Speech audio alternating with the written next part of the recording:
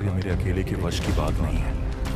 महाभारत की कथा इतनी विशाल, इतनी गहरी है कि इसे लिखने में युगों लग सकते हैं। मैं इसे किसके साथ पूरा करूं? कौन मेरी सहायता करेगा?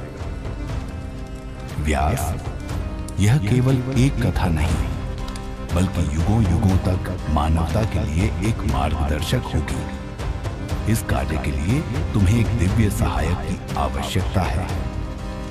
लेकिन देवताओं में कौन इस कार्य में मेरा साथ देगा? कौन इतना समर्थ है कि मेरी गति को समझ सके और इस महाकाव्य को सजीव कर सके? व्यास, तुम्हें गणपति से सहायता लेनी चाहिए। वे न केवल ज्ञान और विवेक के प्रतीक हैं, बल्कि उनका धैर्य और बुद्धिमत्ता इस कार्य को पूर्ण करने में तुम्हारे लिए अमूल्य सिद्ध होगा। गणेश, क्या वे इस कार्य में मेरी सहायता करेंगे? क्या मैं उनके योग्य हूं? गणपति करुणा के सागर हैं। वे तुम्हारी भक्ति और संकल्प को देखेंगे।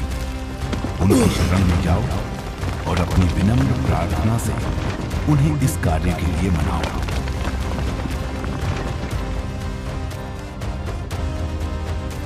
यदि गणेश ही मेरी सहायता कर सकते हैं तो मैं उनके पास जाऊंगा, चाहे बर्फीले पर्वत हों या दुर्गम मार्ग। मैं उन्हें ढूंढने के लिए हर प्रयास करूंगा।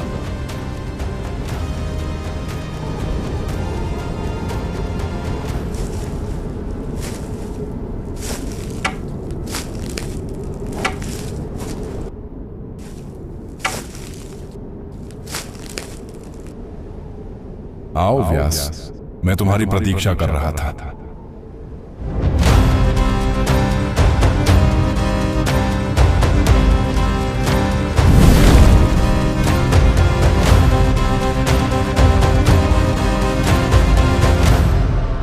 प्रभु गणेश, आपको मेरा सादर प्रणाम।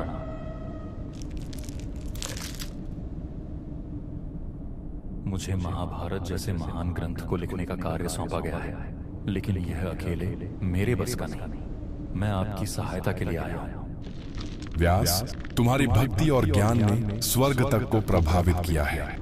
मैं तुम्हारी सहायता करूंगा, लेकिन मेरी एक शर्त है। कृपया बताइए प्रभु, आपकी क्या शर्त है? मैं बिना रुके लिखूंगा, लेकिन तुम्हें बिना झिझक और बिना रुके कथा सुनानी होगी। यदि तुम रुके तो मैं लिखना बंद कर दूंगा। यह उचित है प्रभु, लेकिन मेरी भी एक विनती है। यह कथा केवल वर्तमान के लिए नहीं है, यह आने वाले युगों के लिए भी है। इसकी गहराई और अर्थ कभी खोने नहीं चाहिए। इसलिए मैं कुछ श्लोक जटिल बनाऊंगा। आप उन्हें तभी लिखें जब आप उनका अर्थ समझ लें। बहुत चतुर हो तुम व्यास। मुझे यह शर्त भी स्वीकार है। आओ व्यास।